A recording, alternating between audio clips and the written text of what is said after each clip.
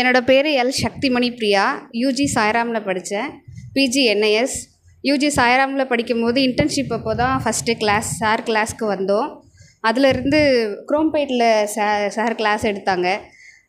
இதுவரையும் நான் பார்த்த ஸ்டாஃப்லே எனக்கு ஒரு குருன்னு எடுத்துக்கிட்டேன்னா அது சாரை தான். ஏன்னா அவர் எதையுமே மறைக்க மாட்டார். முடிஞ்ச அளவுக்கு அவருக்கு என்னென்ன விஷயம் தெரியுமோ அது எல்லாருக்கிட்டையும் சொல்லணும். இந்த ஒரு நுணுக்கமான விஷயத்த சொன்னால் அவங்க நம்மளை விட பெரிய ஆள் ஆகிடுவாங்க அப்படின்ற அந்த எண்ணம் சார்கிட்ட நான் பார்த்ததில்ல. இதுவரையும் இப்போ நான் பிஜி முடிச்சுட்டு டிகேடியில் 2 வருஷம் ஒர்க் பண்ணேன். ரொம்ப பேஷண்ட் நான் என்ஐஎஸ்க்கு அப்புறம் பார்த்ததில்ல.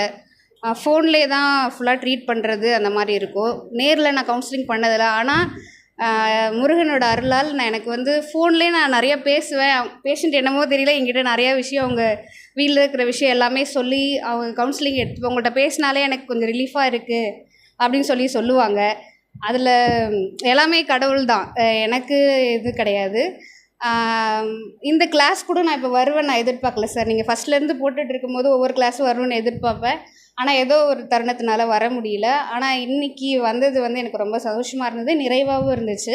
நான் எதிர்பார்த்தது எல்லாமே கிடச்சிது. இது டியூபல் பிளாக்லாம் நம்மளால் சரி பண்ண முடியாதுன்னு தான் நான் இதுவரையும் நினச்சிட்டு இருந்தேன். இன்றைக்கி சொன்னதுக்கப்புறம் அதில் எனக்கு ஒரு ஹோப் வந்திருக்கு. கண்டிப்பாக நான் இதை அடுத்த லெவல் கொண்டு போவேன் சார்.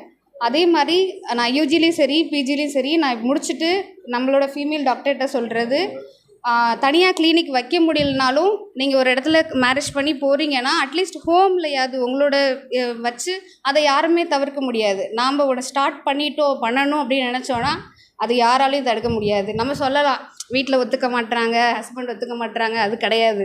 நாம் ஸ்டார்ட் பண்ணணும்னு நினச்சிட்டோன்னா அதை யாராலையும் தடுக்க முடியாது. ஸோ நீங்கள் வெளியில் போகிறீங்க அப்படின்னா கண்டிப்பாக அதை விடாமல் ஃபாலோ பண்ணுங்கள்.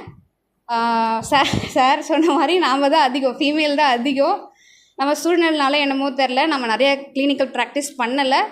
அது பண்ணாமல் இருக்கிறது நம்ம தப்பு தான். அதிலேருந்து நம்ம வெளியில் நிறையா பேஷண்ட் பார்க்கணும், நிறைய பேர் ஹோப் கொடுக்கணும். அவ்வளோதான் சார்.